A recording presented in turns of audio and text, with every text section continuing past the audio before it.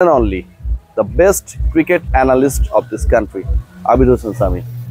অনেক কিছু নিয়ে আপনি অ্যানালিসিস করেন সামি। রিয়াজ ভাই থ্যাংক ইউ ভেরি মাচ। আমার কাছে মনে হয় ওই বিশেষণটা একটু বিব্রতকর লাগে। না বিব্রতকর হওয়ার কিছু নেই, মানে এটা খুব ইন্টারেস্টিং আছে যে অনেক ক্রিকেটার বা আছে না ক্রিকেট বোদ্ধারা বলে যে ও কি ইন্টারন্যাশনাল ক্রিকেট খেলছে, ও কি বোঝে, ঠিক আছে। তো আমি মাঝে মাঝে বলি যে হর্ষা ভোগলে তো আসলে খেলেনি, উনি কি বোঝে। হর্ষা ভোগলের কমেন্টই দেখে, কারণ উনি বিদেশি, দেখতে ভালো লাগে। হ্যাঁ, আবার সামি যদি কারো ব্যাখ্যা করে সেটা অনেকে নিতে পারে না, আসলে অযোগ্যরা অনেক জায়গায় অনেক চুলকায়, এটা বাস্তবতা। আমি একটু আমার স্টাইলই বলতে চাই। আবিদ হোসেন সামি খুব ইন্টারেস্টিং একটা ব্যাপার। আপনি জানেন যে বিপিএল শেষ হয়েছে, তারপরেও থাকে না যে শেষ হয়েও হইলো না শেষ, এরকম একটা সিচুয়েশন আমরা দেখছি। গতকালকে একটা নিউজ মানে খুব আলোচিত হয়েছে। আসাদুজ্জামান পায়েল, রাজশাহীর একজন cricketer, he was proposed by the franchise owners যে তুমি যদি খেলতে চাও বিপিএল এ বা বিপিএল প্লেয়ার লিস্টে নাম তুলতে চাও আমাদের স্কোয়াডে, 10 লাখ টাকা দিলে তারা নিয়ে নিবে। পরে রিপোর্টাররা ক্রস চেক করছে, ঘটনা সত্য। মানে কত ভয়াবহ এটা। দেখেন, এটা অনেকটা তো ঢাকা লিগের মতো হয়ে গেল। ঢাকা লিগে আমরা যেটা জানি যে একটা সময় এরকম ছিল, এই বছরটাতে এমন হচ্ছে কিনা জানি না, কারণ এই বছরটাতে আমি জড়িত না। বাট একটা সময় আমি যখন ঢাকা লিগের সঙ্গে জড়িত ছিলাম, তখন আমি জানতাম যে এরকমও অনেক প্লেয়ারের কাছে প্রপোজাল দেওয়া হয়েছে যে বিসিবির একটা কার্ড হবে। হ্যাঁ, যে অ্যাজ এ প্লেয়ার বিসিবির একটা কার্ড হবে। অনেক ইউনিভার্সিটি গুলো আসলে এক্ষেত্রে প্রেফারেন্স দেয় ওয়েবার পাওয়ার ক্ষেত্রে। সো এটার জন্য একটা ম্যাচ খেলবে 20,000 টাকা 25,000 টাকা দিয়ে। খুব মজার একটা কথা, প্লেয়ার টাকা দিবে। মজার একটা কথা বলি, একটা প্লেয়ার সে হচ্ছে এলএমএস খেলে, রেগুলার সে এলএমএস খেলে, এলএমএস এ ভালো প্লেয়ার।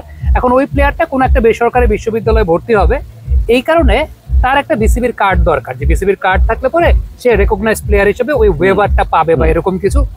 ওই প্লেয়ারটা 25,000 টাকা দিয়ে ফার্স্ট ডিভিশনের একটা ম্যাচ খেলতে গেছে। এটা আমরা পরে শুনেছি ঘটনাটা। ফ্যাক্ট ইজ ওই প্লেয়ারটা ওই ম্যাচে 50 করেছে।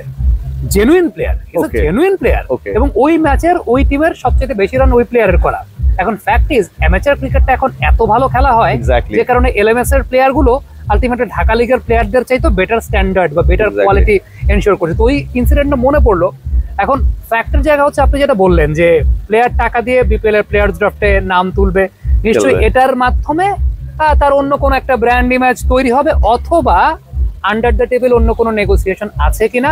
আমার কাছে মনে হয় যে এই জিনিসগুলো ফাইন্ড আউট করাটা আসলে বিপিএল কে পুরো বিব্রত করার ক্ষেত্রে কিন্তু এই ফ্র্যাঞ্চাইজি একটা বিশাল রোল প্লে করেছে আমি। এবং ইন্টারেস্টিং পার্ট কি, এই দলটার সাথে শুরুর দিকটায়, দলটার সাথে না, এদের প্রমোশন নিয়ে আসলে আবিদ হোসেন সামি কাজ করছিল, রাজশাহীতে গিয়েছিল, আমি কন্টেন্ট গুলো দেখছিলাম, ওনার সাথে আমার কথা হচ্ছিল, আমরা ইনবক্সে টেক্সট করছিলাম যে এই দলকে আমরা, মানে আমি যদি কোথাও কাজ করি, আবিদ হোসেন সামিকে যদি আমি বলি যে ভাই আমার এখানটায় হেল্প লাগবে, আপনি করে দেন, এটা কিন্তু ভাই কোনো হিসাব নিকাশ নাই, এমনি করে দিবে না। তার সাথে আমার কন্ট্যাক্ট হচ্ছিল, আমরা যোগাযোগ করছিলাম যে রাজশাহীকে নিয়ে আমরা ভালো কিছু করব। এরপর আমি ঘটনাটা কি হলো, আপনিও তো দৌড়ের উপর ছিলেন, চলে আসছেন।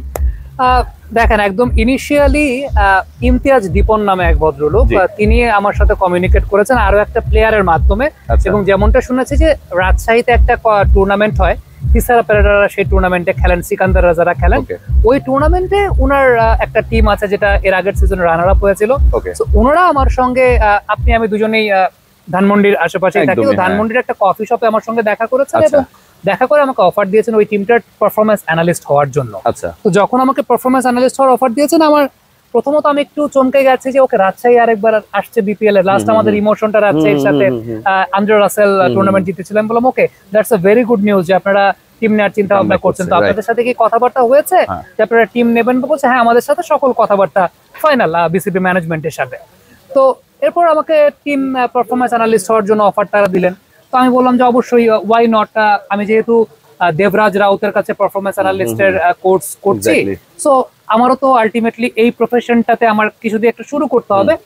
অলদো আমি শুরুটা হয়তো বা সেকেন্ড ডিভিশন, থার্ড ডিভিশন বা ফার্স্ট ডিভিশন দিয়ে শুরু করবো, বাট যেহেতু আপনারা মনে করেছেন যে ওকে ঠিক আছে আমি যোগ্য, I would love to work for you. After that তারা আমাকে রাজশাহীতে নিয়ে গেছেন, রাজশাহীতে বেশ আপ্যায়ন করেছেন, অস্বীকার করার কিছু নয়। আমি রাজশাহী স্টেডিয়ামটা দেখেছি এবং উল্লেখযোগ্য ব্যাপার হচ্ছে আমি রাজশাহী স্টেডিয়ামটা একটু পর্যবেক্ষণ করেছি, আমার নিজেরও দেখা দরকার ছিল আসলে এই স্টেডিয়ামটা ইন্টারন্যাশনাল ক্রিকেট করার জন্য ভালো কিনা, প্রপার কিনা, এখানকার ড্রেসিং রুম ফ্যাসিলিটিস কেমন। মানে ওনারা আমাকে একটা প্রমোশনের জন্য নিয়ে গেছেন যে রাজশাহী আসছে, বাট আমি আমার অবজারভেশন গুলো দেখার চেষ্টা করছিলাম ড্রেসিং রুমটা কেমন, এই রাজশাহী স্টেডিয়ামের এন্টায়ার দর্শক ক্যাপাসিটি কত, গেট কয়টা। আমি দেখেছি গেট একটা, আরেকটা দিকে গেট মনে হয় বন্ধ ছিল বা গেট নাই। হোটেল ক্যাপাসিটি গুলো কেমন আছে, 2টা বা 3টা হোটেল আমি সেই জায়গায় অবজার্ভ করলাম যে ওকে তখন আমার মনে হলো যে ওকে রাজশাহী তো তাহলে হোম ভেন্যু হিসাবে হতে পারে যদি ন্যাশনাল স্পোর্টস কাউন্সিল একটু হেল্প করে, কারণ স্টেডিয়ামের রেনোভেশনের বেশ কিছু জায়গার কাজ আছে।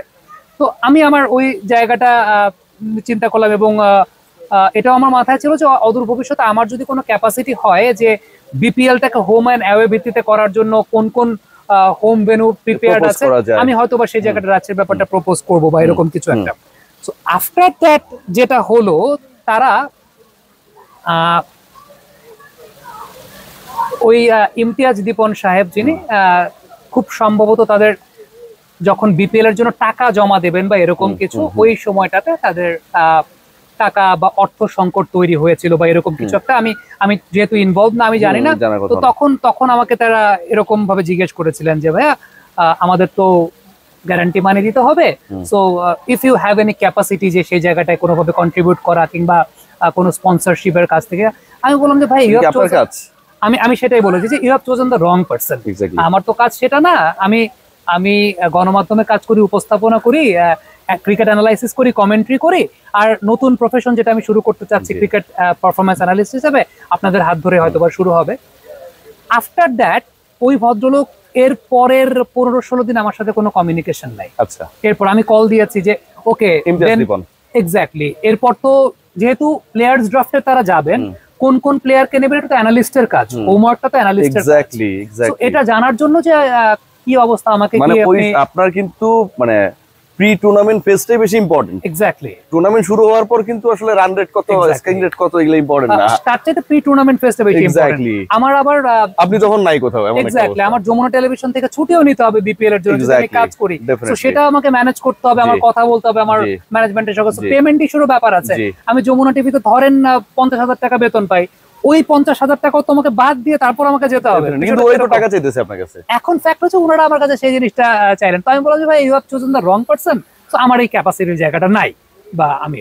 তো এরপর 15-20 দিন ওনাদের কোনো খবর নাই আসলে। এখন খবর যখন নাই, in the meantime Rangpur riders Ishtiaq Sadiq ভাই আমাকে ডাকলেন যে সামি তুমি, হ্যাঁ তুমি পারফরম্যান্স অ্যানালিস্টের কোর্স করছো বা করেছো, তুমি কি রংপুরের হয়ে কন্ট্রিবিউট করতে পারবে কিনা। আমি তখন ইশতিয়াক ভাইকে বললাম ভাই আমাকে তো আসলে রাজশাহী টিম বলেছে, এখন আমি তো কমিটমেন্ট যে জায়গায় দিয়েছি, এটা ইশতিয়াক ভাইকে বলা কিন্তু খুব দুঃসাহসিকতার ব্যাপার, আমাদের বড় ভাই ইশতিয়াক ভাই। এবং আমি যখন এটা বলেছি ডেফিনেটলি আমি ওইভাবে বলেছি যে ভাই আসলে রাজশাহী তো বলেছে, আমি আসলে ওদের কাছ থেকে কনফার্ম না হয়ে আমি তো আসলে আপনাকে বলতে পারতেছি না। তো আমাকে বলো তুমি তাহলে একটু কনফার্ম হও। কনফার্ম হওয়ার জন্য আমি যখন যোগাযোগ করছি তাদের কোনো খবর নাই।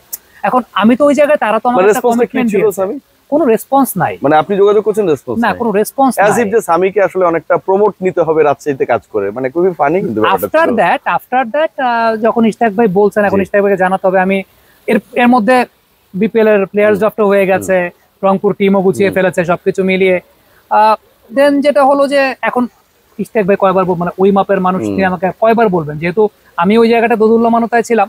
তো এর মধ্যে ইমতিয়াজ দীপন সাহেব তিনি আমাকে ধানমন্ডির ডাকলেন।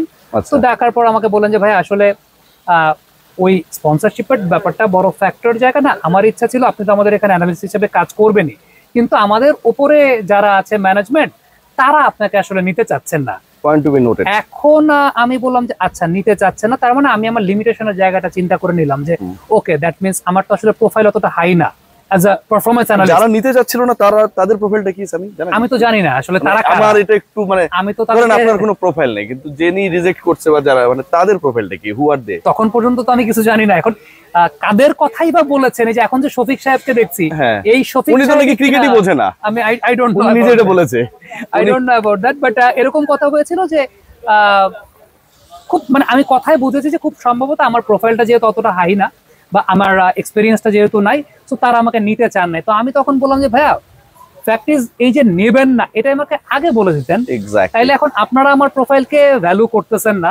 বাংলাদেশের সর্বকালের অন্যতম সেরা ফ্র্যাঞ্চাইজি রংপুর রাইডার্স তারা আমার প্রোফাইলকে ভ্যালু করতে চায়, তারা দেশীয় অ্যানালিস্টকে প্রমোট করতে চায় বা তারা দেশীয় কোচিং প্যানেল, আপনি দেখবেন রংপুর রাইডার্সের কোচিং প্যানেলটা কিন্তু দেশীয়তে পরিপূর্ণ, মিকি আর্থার ছাড়া মোহাম্মদ আশরাফুল, শাহরিয়ার নাফিস, অন্যান্য যারা আছেন, তো তারা কিন্তু সেই জায়গাটা এরকম ভাবে চেয়েছিল যে ওকে সামি আমাদের ঘরের ছেলে, সামি কাজ করুক, আমাদের বাংলাদেশি ছেলে।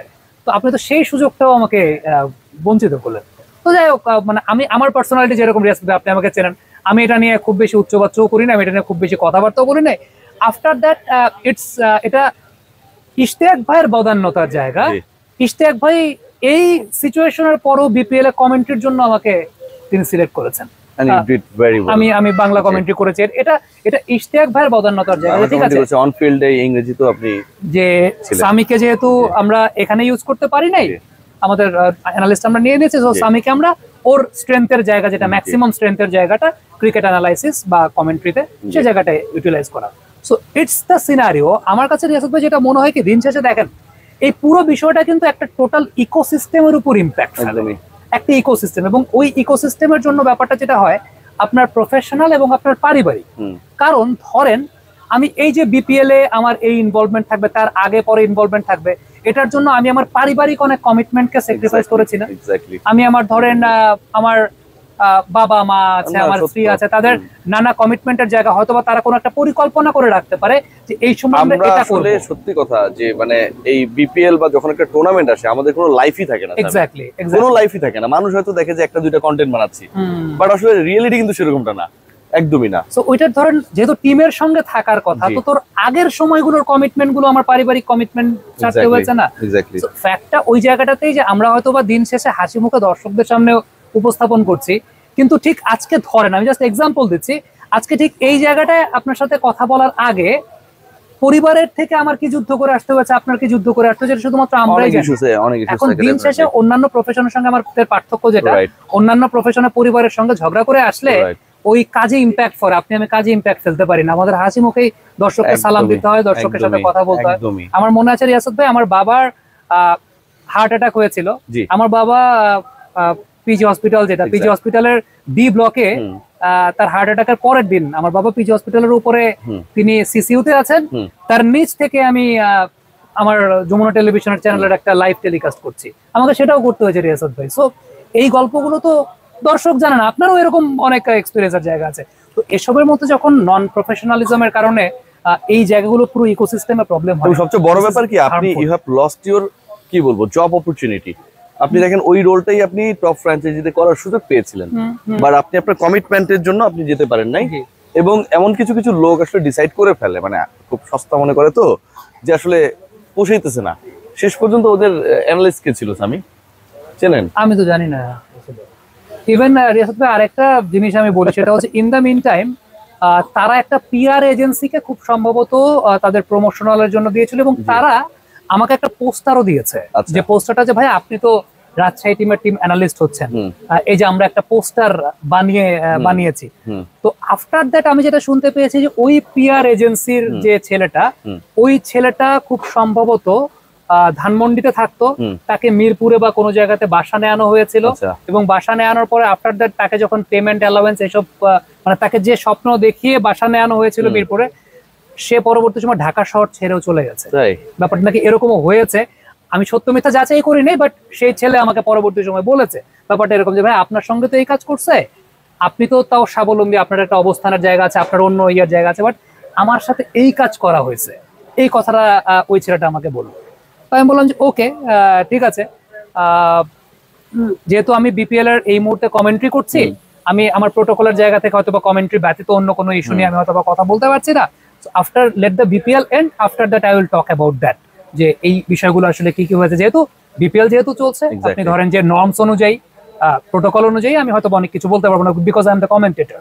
সো আফটার দ্যাট যেহেতু বিপিএল শেষ হয়েছে, রিয়াসত ভাই you give me the opportunity, যে কারণে আমি না এটা অপরচুনিটি থেকে বড় ব্যাপার কি, আমরা কিন্তু আসলে সবাই এক। সত্যি কথা, হয়তো আমাদের কাজের ধরন ডিফারেন্ট, বাট আমরা সবাই এক, এবং আমাদের সবার মোটো একটা, টু ডেভেলপ আওয়ার ক্রিকেট। বাংলাদেশের ক্রিকেটটা এগিয়ে যাক, সেটা হতে পারে থার্ড ডিভিশনে, সেটা হতে পারে স্কুল ক্রিকেটে, সেটা হতে পারে ন্যাশনাল সাইডে, যেখানটাই হোক না কেন। Actually we are dealing with the cricket. এই নেগেটিভিটিস গুলো আমার কাছে মনে হয় যে বাংলাদেশ প্রিমিয়ার লিগ বিপিএল এর সর্বকালের যত ধরনের বিতর্ক ছিল সবকিছুকে ছাপিয়ে গেছে স্বামী, যেভাবে এবার রাজশাহী বিতর্কিত হয়েছে। ডেফিনেটলি আপনি দেখেন এরপর রাজশাহী যখন মাঠের ক্রিকেটে যখন রাজশাহী জিতলো, জি, তার আগের একটা গল্প আপনাকে আমি বলি। আমি চট্টগ্রামে, তখন কমেন্ট্রিতে আমরা চট্টগ্রামে, কোনো একজন ক্রিকেটার আমাকে টেক্সট করলেন, I don't want to mention the name, আমাকে টেক্সট করলেন রিগার্ডিং তাদের সঙ্গে যে বিহেভিয়ারটা করা হচ্ছে, তারা টিএডিএ পাচ্ছেন না, টিএডিএ দেওয়া হচ্ছে না, পেমেন্ট তো কোনো ঠিক ঠিকানা নাই, বাট টিএডিএটাও দেওয়া হচ্ছে না এবং মিসবিহেভ করা হচ্ছে, আসলে মিসবিহেভ করা হচ্ছে। এবং পাকিস্তানি যিনি কোচ ইজাজ আহমেদ ছিলেন, তাকে ইনস্ট্রাকশন দিয়ে সেরকম মিসবিহেভ করানো হচ্ছে। এখন আমার দেশের ন্যাশনাল ক্রিকেটার, তার সঙ্গে যখন এরকম মিসবিহেভ করা হবে, ইটস রিয়েলি হার্মফুল। এটা আমাদের দেশের ক্রিকেটের একদম আনএক্সেপ্টেবল। এবং তখন যখন ওই টেক্সটটা যখন করা হয়েছে, আমি যে কাজটা করার চেষ্টা করেছি রিয়াসাত ভাই, সেটা হচ্ছে আমার ক্যাপাসিটির মধ্যে এগুলোকে টেক কেয়ার করার জন্য যারা আছেন, এগুলোকে টেক কেয়ার যারা করতে পারেন, তাদেরকে আমি ব্যাপারটা ইনফর্ম করেছি যে ওকে, এই প্লেয়ার আমাকে এই তথ্যটা দিয়েছেন বা এই প্লেয়ার আমাকে এই কথাটা বলেছেন। সো আমার কাছে মনে হয় যে যারা অভিভাবক আছেন তাদের এই ব্যাপারটা টেক কেয়ার করা উচিত, বা তাদের এই ব্যাপারটা একটু চিন্তা ভাবনার জায়গাটা করা উচিত। এবং আফটার দ্যাট তো আমার মনে হয় আপনারা দেখেছেন যে তদন্ত কমিটির ব্যাপারে অনেক কথাবার্তা হয়েছে, এবং সেই ব্যাপারগুলো নিয়ে একটা নিরপেক্ষ তদন্ত কমিটি এনএসসি থেকেও গঠন করার ব্যাপারে এটাতে না খুব বেশি আমি দেখছি যে মানে এটাতে ওই যারা মিসম্যানেজমেন্ট করেছে তাদের কোনো কিছু আসে যায় না। আপনি দেখেন মোহাম্মদ ইউনূসের সাথে জড়িত বাংলাদেশ সরকারের মাননীয় প্রধান উপদেষ্টা, আমরা যদি খেয়াল করি যে যুব ক্রীড়া উপদেষ্টা ইনভলভ, বিসিবি ইনভলভ, সবাই ইনভলভ। এরপরেও যুব ক্রীড়া মন্ত্রণালয়ে তারা যে ডেডলাইনটা দিয়েছে, সেই ডেডলাইনেও কিন্তু পেমেন্টটা হয় নাই। 7 তারিখে সেই ডেডলাইন চলে গেছে। মানে এই লোকের সোর্স অফ পাওয়ারটা কি এত পাওয়ারফুল, সে কাউরে মানে না। আমার কাছে মনে হয় যে সোর্স অফ পাওয়ারটা কি সেটা তো জানি না, তবে ক্রীড়া উপদেষ্টা সর্বশেষ যেদিন ক্রিকেট বোর্ডে এসেছিলেন ফাইনালের আগে, তিনি কিন্তু একটা কথা বলেছেন যে এরপর আমরা আর মুখে কিছু বলবো না, will take legal action. So we are waiting for the legal action. আমার কাছে মনে হয় যে ক্রীড়া উপদেষ্টা বলেছেন তিনি এটাকে এক্সিকিউট করার জন্য তিনি যে পদক্ষেপগুলো নেওয়া প্রয়োজন। 7 তারিখ কিন্তু ওভার হয়ে গেছে, আমরা আজকে যদি ডেটটা বলি 9 তারিখ, একদিন ওভার হয়ে গেছে, মানে আমরা 48 আওয়ার্স অলরেডি সেখানে পাস হয়ে গেছে। সো লেট আস সি যে সেই জায়গাটা কি পদক্ষেপটা নেওয়া হয় বা কোন ইনিশিয়েটিভ নেওয়া হয়। দেখেন একটা বিষয় কিন্তু উল্লেখযোগ্য, সেটা হচ্ছে এটার সঙ্গে আমাদের সবারই রেপুটেশনটা জড়িত। যুব ক্রীড়া উপদেষ্টা, তার রেপুটেশনও জড়িত। প্রফেসর ডক্টর মোহাম্মদ ইউনূস, যিনি এই মুহূর্তে চিফ অ্যাডভাইজার রোল প্লে করছেন, তার রেপুটেশনটাও জড়িত। বাংলাদেশ ক্রিকেট বোর্ডের প্রেসিডেন্ট ফারুক আহমেদ সাহেব, তারও রেপুটেশনটা জড়িত। সো আলটিমেটলি এগুলোকে যদি নিউট্রালাইজ না করা যায়, এখন তো সোশ্যাল মিডিয়ার যুগ, এখন মিডিয়ার যুগ রিয়াসাত ভাই, কোনো কিছু গোপন না, সবকিছু স্বচ্ছ। আপনি যদি আজকে কোন একটা আনইথিক্যাল কাজ করেন রিয়াসাত ভাই, সেটা সবার কাছে ওপেন। একদম, আমি একটা আনইথিক্যাল কাজ করলে সবার কাছে ওপেন, আমার বাঁচার কোনো ওয়ে নাই। সো আমাদের সবারই কেয়ারফুল থাকা, এবং সেই সঙ্গে ওই মুখের কথা যেটা আমরা কমিটমেন্টটা দিয়েছি, এই কমিটমেন্টটা রক্ষা করাটা আসলে সবচেয়ে ইম্পর্টেন্ট ব্যাপার। ধরেন রাজশাহী টিম, তারা যে কমিটমেন্টটা আমাকে দিয়েছিল, কমিটমেন্টটা রক্ষা করে নাই। আমি হয়তোবা খুব কম ক্ষমতার মানুষ, আমার হয়তোবা খুব ক্ষমতা নেই, আমার প্রোফাইল খুব লো, সবকিছু ঠিক আছে, যে কারণে আমি হয়তোবা কোনো লিগ্যাল অ্যাকশনেও যাই নাই। আমি ওকে ঠিক আছে, লেট ইট গো। আমার লাইফে এর থেকেও বড় হার্ডেল আমি দেখে আসছি আমার জীবনে। কিন্তু এটা তো ন্যাশনাল ইস্যু, ন্যাশনাল ইস্যু। এটা যখন কমিটমেন্টটা দেওয়া হয়েছে যে এই জায়গাটাকে খুব স্ট্রিক্টলি রাখা হবে, এটা আমার কাছে মনে হয় যে অতি সত্বর, অতি দ্রুত এই ব্যাপারটা নিয়ে ইনিশিয়েটিভ নেওয়াটা আসলে খুব জরুরি। থ্যাংক ইউ সো মাচ আমি thanks for your kind information, এবং এই ইনফরমেশনগুলো আমার কাছে মনে হয় যে দর্শকদের জানা খুব দরকার ছিল। থ্যাঙ্কস আ লট। না, ডেফিনেটলি দরকার ছিল রিয়াসাত। এখন যে আপনি জিজ্ঞেস করতে পারেন যে আপনি এতদিন এগুলো কেন বলেন নাই, না আপনি তো এমবার্গো ছিল। আমি বলি নাই because being the part of BPL, being the commentator, আমার কমেন্টেটরের কাজটা টেকনিক্যাল অ্যানালাইসিস করা, আমি সেই জায়গাটা, সো আমার ব্যক্তিগত অভিজ্ঞতার জায়গাটা বলে আমি যেটা চিন্তা করেছি, আমি খুব ছোট মানুষ, আমার জন্য বিপিএল এর রেপুটেশন নষ্ট হবে, এটা আমি আসলে চাই না যে আমার জন্য বিপিএল এর রেপুটেশন নষ্ট হবে। বিকজ আমার মতো ছোট মানুষের সঙ্গে যখন ঘটেছে, ওকে ঘটতে পারে, এরকম স্বামী হয়তো বা 1000টা আছে, বাট যখন ক্রিকেটারদের সঙ্গে ঘটছে, তার মানে কিন্তু এটার একটা কন্টিনিউয়াস প্রসেস। আমার সঙ্গে যে নন প্রফেশনালিজমটা হয়েছিল, সেটার একটা কন্টিনিউয়াস প্রসেসটা কিন্তু এই নন প্রফেশনাল অ্যাক্টিভিটির ওয়ার্ম আপটা রাজশাহী কর্তৃপক্ষ আসলে স্বামীর উপর খেলেই এখন আমার রিয়েলাইজেশন হয়েছে। এখন আমার ওয়ার্ম আপ করার জন্য মূল ম্যাচে নামার আগে 2 নাম্বারি গুলোর ওয়ার্ম আপটা আসলে আমি ভাবি না যে এতটা নন প্রফেশনাল। আমি ভেবেছি আমি তো ছোট মানুষ, দ্যাটস ওয়াই আমার প্রোফাইল তো লো, দ্যাটস ওয়াই হয়তো আমার সাথে। আরেকটা লাস্ট কোশ্চেন, আপনার সাথে শফিকের দেখা হয়েছিল কখনো? না না না না, আমার সঙ্গে you feel that you are unlucky never to see him? I don't know, even মনে হয় মাঠে যখন আমরা কমেন্ট্রি করেছি, ওইটা না, ওই যখন আলোচনা চলছিল, না না তখন শুধু ইমতিয়াজ দীপন সাহেব কমিউনিকেট করেছেন, আর অপি ভাই একদিন আমাকে ফোন দিয়েছিলেন, মেহরাব হোসেন অপি ভাই। অপি ভাই আমাকে অকশনের আগে আমাকে জিজ্ঞেস করেছিলেন যে তোকে কি বলেছে কিনা ড্রাফটে আসার জন্য। আমি বলছি অপি ভাই আমাকে কিছু বলে নাই ড্রাফটে আসার জন্য। তখন বলছে যে আচ্ছা ঠিক আছে আমি দেখতেছি বিষয়টা। আচ্ছা, আফটার দ্যাট তো কোনো কথাবার্তা তো আসলে হয়নি। এই হচ্ছে অবস্থা। সবাই ভালো থাকবেন, কিছু বলার নাই। আপনারা বলবেন কমেন্ট বক্সে। Take great care.